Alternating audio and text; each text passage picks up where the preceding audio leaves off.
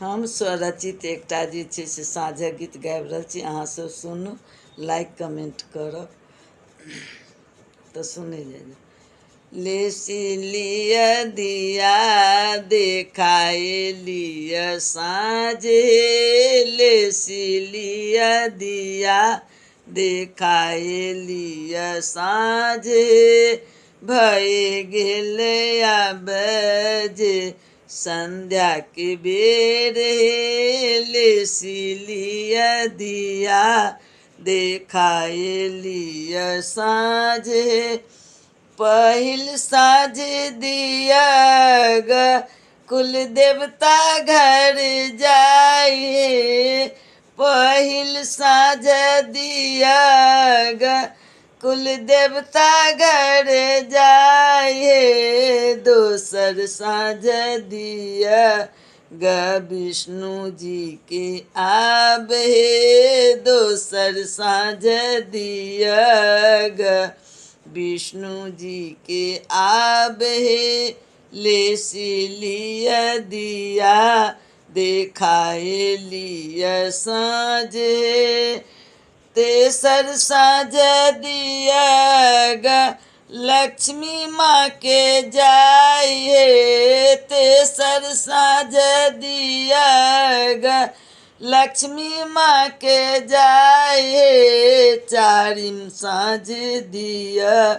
ग संध्या माँ के आबे, चारिम साँझ दिया ग संध्या माँ के आबे,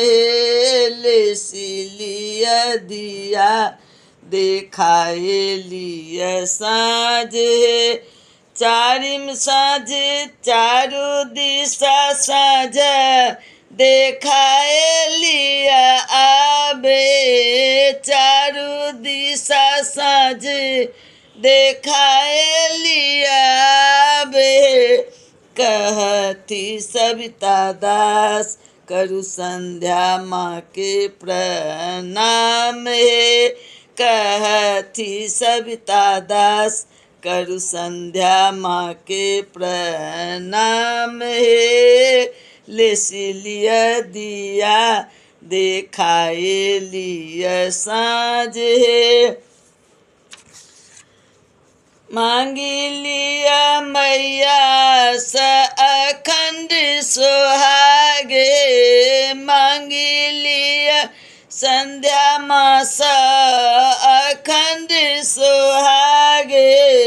मांगू मांगू मैया सकल परिवार हे, मांगू मांगू मैया सकल परिवार हे, लेसी लिया दिया देखाए लिया साँझे,